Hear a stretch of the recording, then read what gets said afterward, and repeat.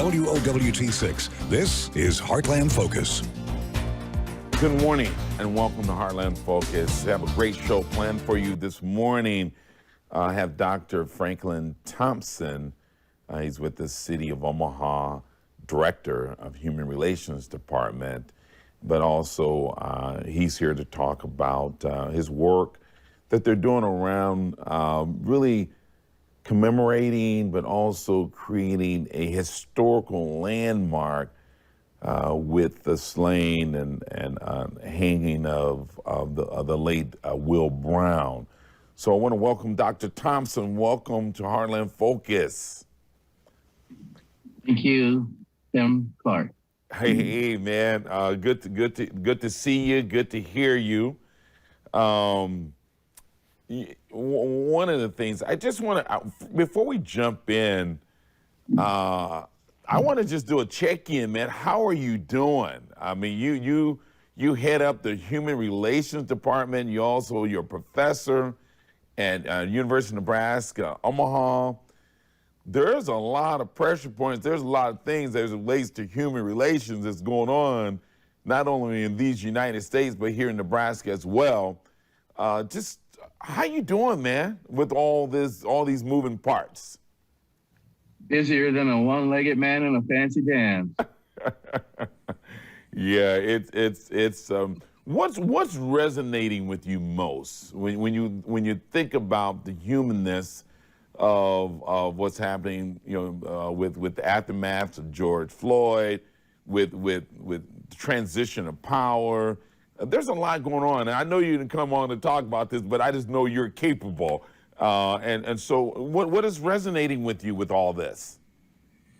Well, basically, it seems to me that America is on two paths simultaneously. One is a progressive path in which people are learning what it means to pursue Martin Luther King's dream. And then there's another path, and it seems like it's stuck in a kind of a 1950s era. And it's kind of interesting to see that both of those paths are alive and well. Yeah, and really, when you think about human rights and relations, and for the most part, what I'm seeing, Dr. Thompson, is our human rights are being challenged. They're over and over again, and I just, how do we get to a common place where we begin to start to recognize individuals as human beings? You know, what Dr. King talked about is about the content and the character from within. Mm-hmm. You know, but it seems like we're focusing outward too much on the way you look. You don't have no hair, I don't have no hair. You know, why should that matter? Well, a lot of it is the focus is too much on self, on number one, as opposed to the collective, what's best for the collective. So if I think, and if you take a look at the great leaders, and that being Martin, Malcolm, Sister Teresa, they all looked outward in terms of how can I be the best for the community? What can we do to bring us together as a unit? And the society we're in today is very materialistic and I generated. And so that's one thing right there. Now, another thing is that our schools have to do a little bit better than just have prefabricated education. MOLI education is a multi-layered kind of a phenomenon. And if you just teaching to get along or just teaching kind of a kumbaya type of a curriculum, then you're never really going to address the real harsh everyday issues that are in society. So you're thinking that's part of the challenge or the problem. It's just we're not drilling, we're too surface. We're not drilling deeper in terms of really what it really is.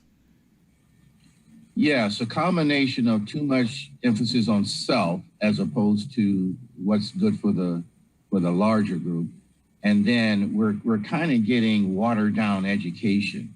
And I'm not throwing the schools under the bus per se, but there's a better way to teach this topic of humanity than what we're doing. We're doing it by let's hold hands, sing songs. Your blood is as red as mine, but that has nothing to do with the hard issues of today. A good example would be the erosion of self-esteem with certain groups. Yeah. There's no way that you can tell me that Native Americans are drinking. They have a high alcoholism rate, not because they're amoral, it's because they're depressed. And but we don't want to talk on those terms. We don't want to include psychology as part of the discussion when we talk about racism and the impact it has on an individual. And that the mental psyche as you're speaking. So when we move, if we move forward in terms of this, when we look at this coming weekend, the 19th, your event is the 18th, but the 19th is Juneteenth celebration at the Malcolm X Foundation, the Freedom Fest. In light of all of when you think about Juneteenth and really commemorating and celebrating the freedom of slaves, and when you fast forward the next day, before that happens, the 19th, we're going to be placing a marker in front of our courthouse in downtown Omaha in Douglas County, to a historical marker, recognizing really the tragedy of what took place here in Omaha, Nebraska, in the mob lynching of Will Brown. Talk to me about that. And why are we here? Why are we at this space? And how do we move and learn from this? Well, first of all, sometimes we have what we call selective history. So it's okay to talk about the Jewish Holocaust. It's okay to talk about the impact of gas on the soldiers in World War I. It's okay to talk about controversial things. But then when it comes to other topics, let's say lynchings, then that's off topic. Well, you can't selectively talk about some things and then leave other things out. And I teach teachers at UNO in addition to working at the city. And if I have 25 students every semester, Tim, I can say who has heard of Will Brown, and only about 4 hands will go up and 21 haven't heard. Now, anybody who knows the iconic picture that goes along with that lynching, that picture is shown at every college. You can go to Vermont, you can go to Maine, you can go to Oregon, and you'll see that picture. And people assume that picture is from Mississippi. It is not. It is from Omaha, Nebraska, 17th and Farnham Street. So the fact that one of the most iconic race relations pictures is right here from Omaha, and we don't even know about that history, shows that the multicultural education is watered down. Yes. Now, why do you even talk about it? So that, first of all, you don't repeat history, but also you need the people who are impacted to understand why it is they are in the condition they are. How do you get out of that condition if you don't even understand why you're there to begin with? Wow. Now that's some real talk. Right. As one of the campaigns that just finished, one of their platforms was Real Talk for Real Change. Councilwoman right now, actually she's the councilwoman, Juanita Johnson, but Real Talk for Real Change. So when you look at that mob type mentality that really caused the lynching of Will Brown, how would you could you connect that same mentality of just, I don't want to get too political here, but just what took place January 6th in terms of insurrection, where you had a mob type mentality that said we're going to take law into our own hands and we're going to do this thing ourselves, and and the government looks away and not protect the people. I think black people have been going through that day one where mobs have assembled and the government has failed to protect the people. It's very complicated, and one thing that I won't do is make a whole group of people guilty for all the sins of the world. So there are people, January 6th, there were people in that crowd who would vehemently be against things such as lynching. So, but then there were some in that crowd and they would probably endorse it too. Absolutely. I think they were yelling, lynch the vice president. That's right. That's right. And the vice president. Fact. So I think, basically speaking, what you have is a combination of thuggery and bullying mixed in with also, I want to have my way, and my way is the only way, and I don't want to compromise. And then also mixed in with that January 6th group were people who are just not educated. That doesn't mean that they're not smart people. That's right. But their education is thin. Yeah. And so they don't understand that when someone complains, let's say a black person, a brown person, or a red person complains, to their ear, it sounds like crying. It sounds like complaining. But in reality, it's not. It's real stuff that people don't understand because their education is very thin and very surface. And then when the two groups don't communicate with one another, it just causes the group on the bottom to go, oh, forget it, I'm going to just drop out. Yeah, yeah. But I think to your point, and we're going to take a short break. When we come back, let's dive into really what's going to take place on the 18th and what should people expect and how, if people want to get involved with that. But I really would like you to think about, too, our way forward, because I think your point about that we got to do a deeper dive in terms of our history and what's real, because we're bound to repeat it. To protect it, we must understand it and know it and have the knowledge of what happened and what came before us. But sometimes we have this feeling it's taboo to talk about the whole story in terms of the plight and the history of Black America, that we want to be very selective. And I just think we just cannot move forward and really begin to start the healing as a people and as a country unless we have some reckoning. You know, so think about that, man. And when we come back, we're going. I'm gonna have you come back because we're running out of time already. But at least we got time to do a deep dive in terms of what's happening on the 18th. So we'll take a short break. We'll come back. We'll hear about the ceremony that's going to take place right here in the Heartland with Dr. Thompson. He'll tell you more about that. Stay with us, and we'll be right back. Hey, welcome back to Heartland Focus. My guest is Dr. Thompson, Human Rights and Relations Department, the City of Omaha, and also legendary professor at UNO, University of Nebraska, Omaha. Man, I love the subject. I love where you're heading, your point on.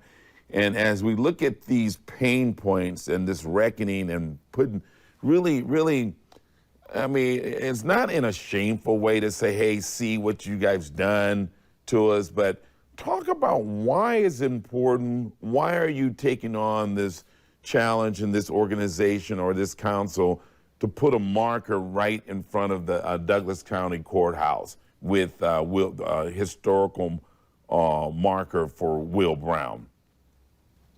It's important that all history be told and not just selectively some history. And one of the things that we want to do is bring about healing.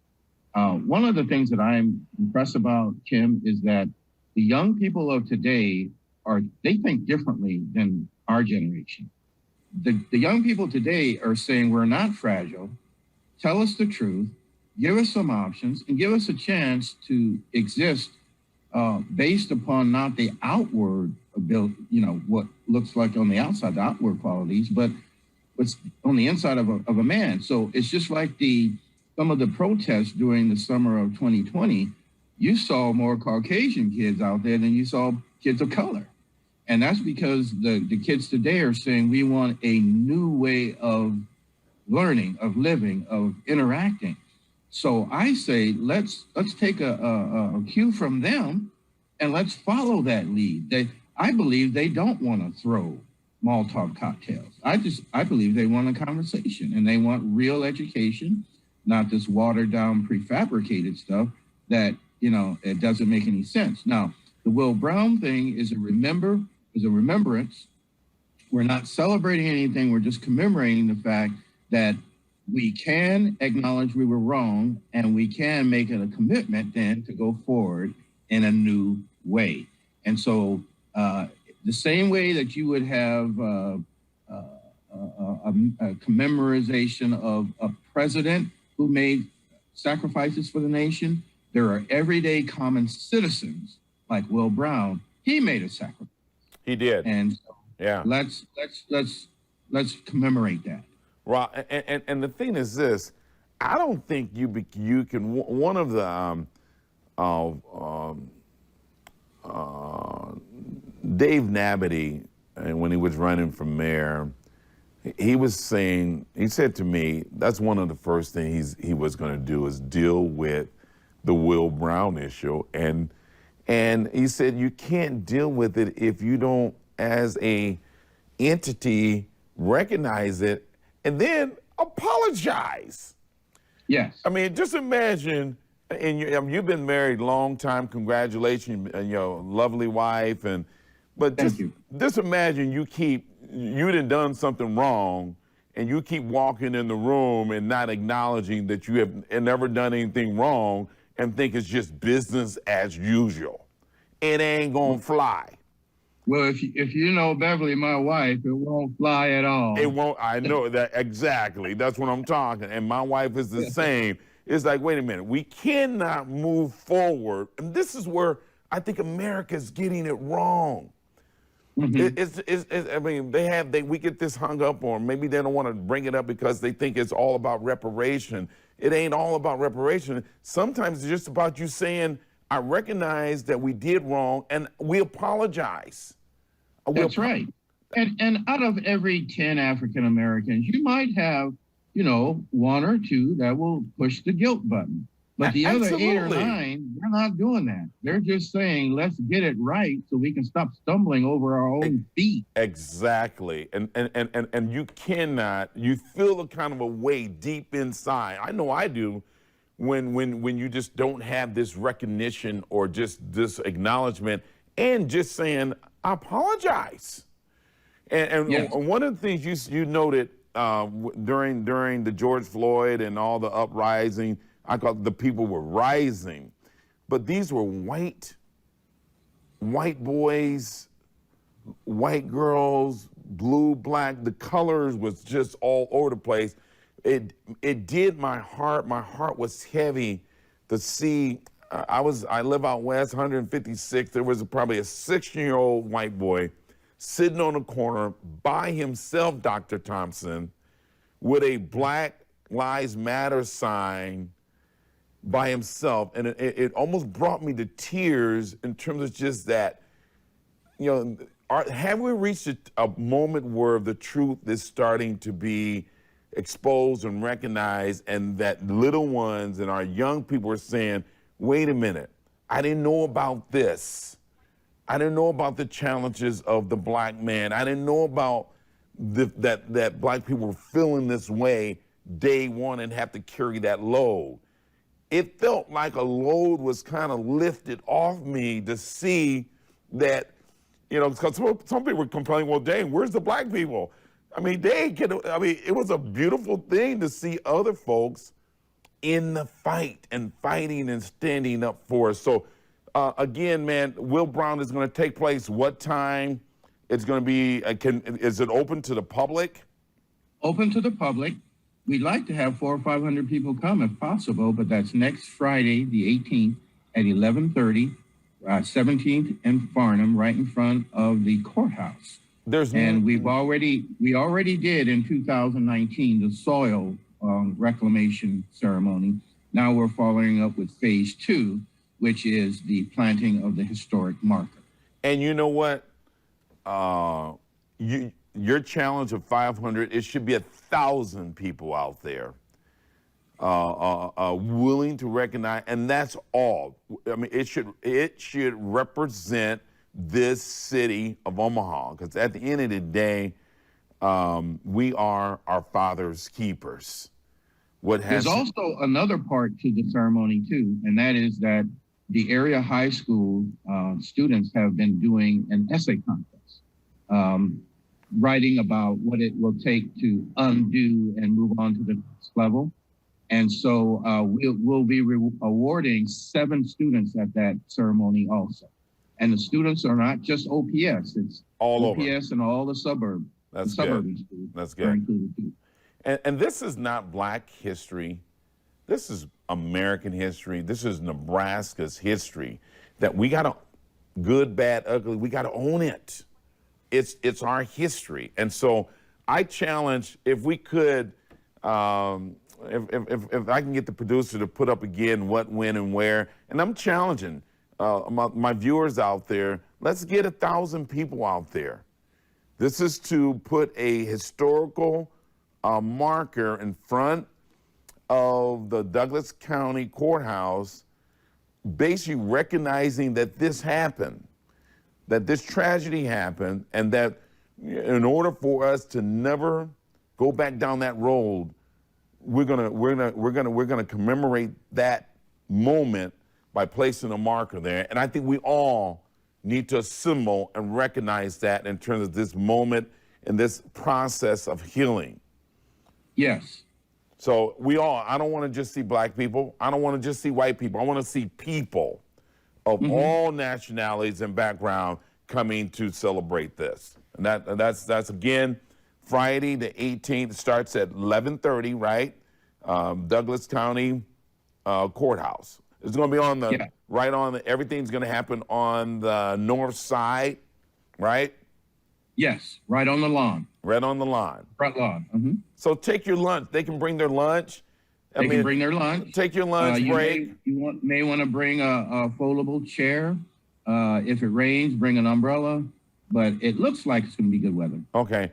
And I hope all of the stations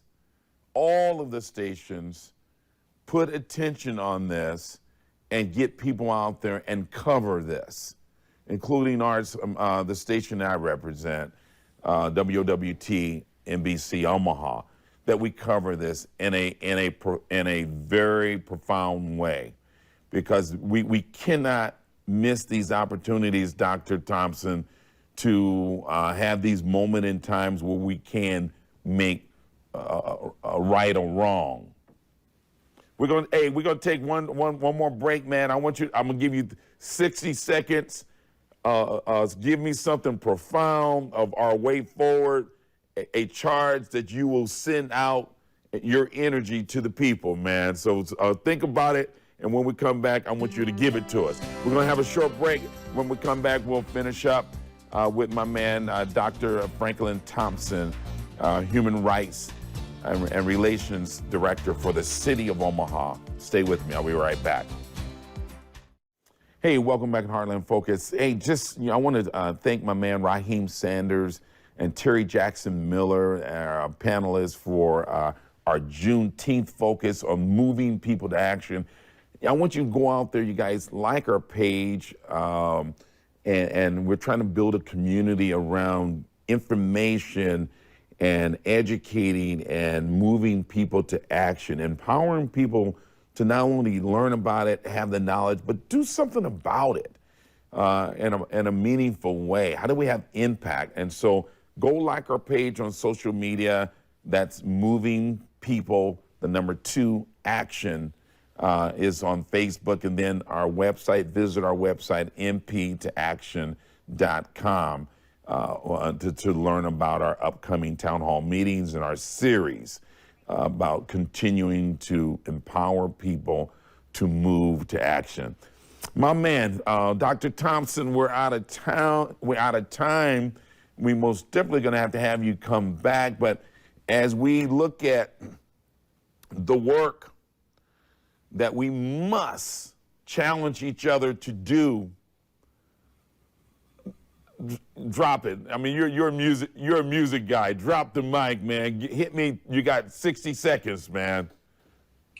Well, I'd like to put out a call to action, and the action is to be a change agent. What does that mean? That means, first of all, we have to take Mahatma Gandhi at his beckoning. He says, don't wait for somebody else to do it. If something needs to be done, then you be the one that. And then the next thing is that we have to be larger than the norm. Don't worry about what the crowd is saying or what the political party is saying. Be larger than that. Do what's right. Do the critical thing that helps all of us. And then the last piece of that change agency is to go beyond that surface kumbaya kind of relating, people relations. Sometimes you can have a hamburger and a milkshake and sit down and we think that, okay, each other, we're doing okay. I'm black, you're white. But just 1 hour north of us, Native American babies are dying 3 times the rate of everybody else. Right on, man. I got to leave it there, man. We're out of time, Doc. So I'm most definitely have to have you come back because this is meaningful conversation. But I'm out of time, you guys.